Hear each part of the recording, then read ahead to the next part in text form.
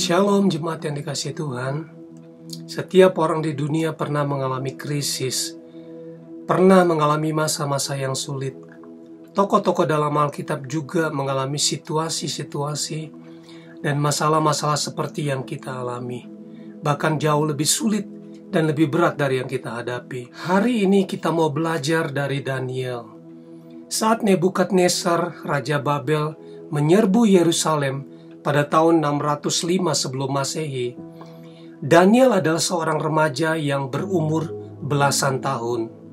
Ketika menerima penglihatan-penglihatan yang dicatatnya dalam kitab Daniel, pasal 9 sampai pasal 12, Daniel sudah mencapai umur 80 tahunan.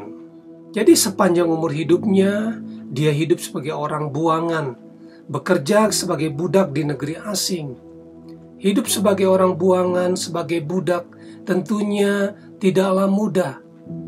Banyak sekali tantangan, penderitaan, ketidakadilan yang dialaminya. Tetapi kita lihat Daniel berhasil melalui semua kesusahan dan tantangan-tantangan itu. Dia keluar jadi pemenang, bahkan lebih dari pemenang. Hidupnya diangkat dan dimuliakan oleh Tuhan. Hari ini kita mau belajar dari apa yang dialami Daniel. Dalam Daniel pasal 2, ada situasi yang sangat sulit yang dialami oleh Daniel dan teman-temannya. Suatu malam Raja Nebukadnezar bermimpi. Mimpinya itu membuat hatinya gelisah dan ia tidak bisa tidur. Ia menyuruh memanggil orang-orang berilmu, ahli jampi, ahli sihir, dan para kasdim untuk memberitahukan kepadanya apa yang dimimpikannya dan apa maknanya. Jika mereka tidak bisa memberitahukan apa yang dimimpikan raja beserta maknanya, maka mereka semua akan dipenggal kepalanya. Rumah-rumah mereka akan dirobohkan menjadi puing-puing. Tidak ada seorang pun dari orang-orang berilmu yang ada di Babel bisa memberitahukan apa yang dimimpikan oleh raja. Raja menjadi sangat geram dan murka karena hal itu. Lalu raja memberi perintah untuk melenyapkan semua orang bijak di Babel.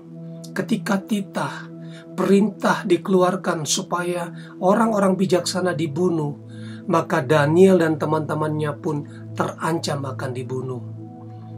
Dengan cerdik dan bijaksana Daniel menanyakan kepada Aryok, pemimpin pengawal raja, mengapa titah yang begitu keras dikeluarkan oleh raja? Setelah mengetahui jawabannya, Daniel menghadap raja dan meminta kepada raja supaya ia diberi waktu untuk memberitahukan makna mimpi itu kepada raja.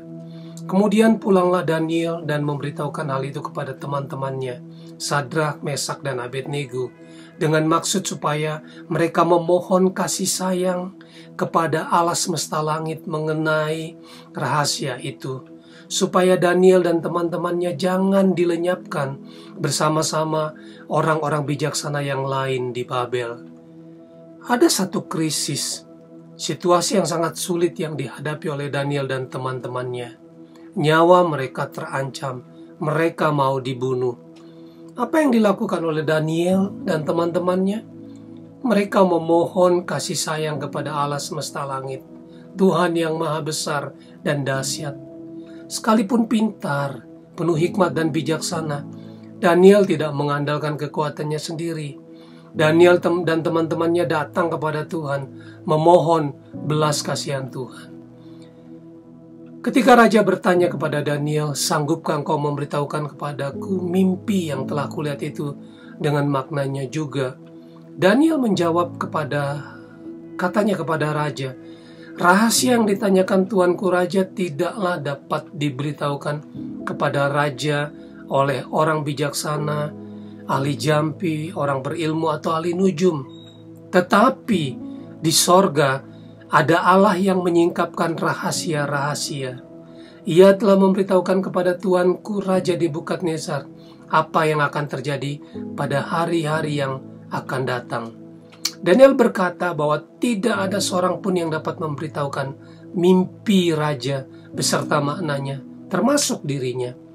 Ini kebenaran yang sangat penting. Apa yang dikatakan oleh Daniel kepada raja, bahwa di sorga ada Allah yang menyingkapkan rahasia-rahasia. Apa yang menjadi pertanyaan raja tentang mimpi beserta maknanya dijawab oleh Daniel, karena Tuhan menyingkapkan rahasia-rahasia itu kepadanya. Pada akhirnya, Raja Nebukadnezar berkata kepada Daniel, "Sesungguhnya Allahmu itu Allah yang mengatasi segala Allah dan yang berkuasa atas segala raja, dan Allah yang menyingkapkan rahasia-rahasia." Dalam Daniel pasal 4, Raja Nebukadnezar menulis surat kepada segala bangsa, suku bangsa, dan bahasa yang ada dalam kekuasaan kerajaannya. Ia menceritakan bahwa karena kesombongannya ia menjadi sakit, ia menjadi tidak waras, ia diasingkan dari kerajaannya. Setelah 7 tahun, ia disembuhkan Tuhan dengan cara yang ajaib.